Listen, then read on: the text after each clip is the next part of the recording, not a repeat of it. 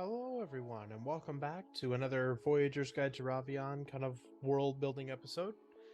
Today, we're going to cover another goddess.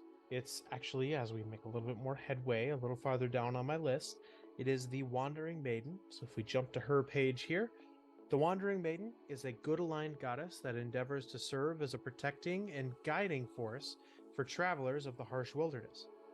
The Wandering Maiden is most commonly seen as an almost motherly figure and a warrior guide for the people of the material plane. Travelers revere her as a sort of savior and guardian on their journeys.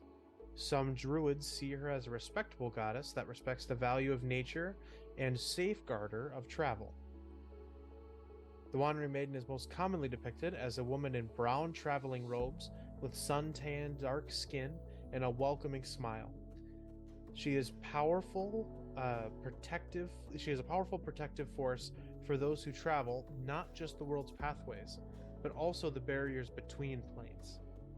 The dangers of the planar worlds is evident, and as a guardian to travel, the Wandering Maiden endeavors to protect the travelers of these planes whenever possible. The Wandering Maiden is the patron mother of travelers, and her charge is to safeguard travel so that her followers too take up the mantle of guardian and travel, with many of them being accomplished rangers on the material plane or planeswalking adept mages, safeguarding travel across the planes whenever possible. These followers, however, all follow a few simple tenets from their goddess. Protect the weary traveler. Walk the winding path. Guide the lost and broken. And maintain the pathways between realms. This puts her in kind of a stark opposition to the Moonlight Man, who serves as the maintaining force for the separation between the inner and outer planes. So, if we break it down a little bit more, the Wandering Maiden, being a good aligned deity, is really focused on making sure that the people of the world are able to experience the world, travel across all of existence as was intended at the beginning of time. They She wants to support people as they make whatever journeys that they need for commerce, for pleasure, for the sake of just travel. She wants to serve as a guiding and protecting force for these people. This means that even still, she wants people to be able to travel to whatever destination it might be.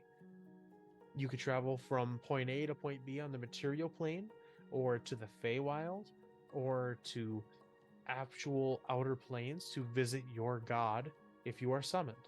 And that is where she stands in opposition to the Moonlight Man. That's where they kind of don't mesh.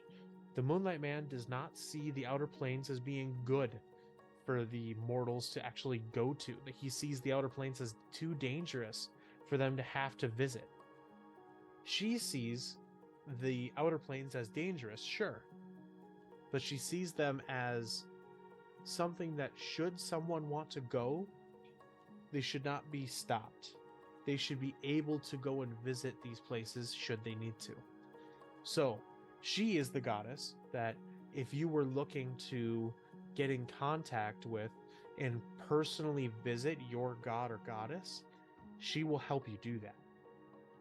She will help you find the safe path and stand up to the Moonlight Man if necessary to get you there across the plains safely.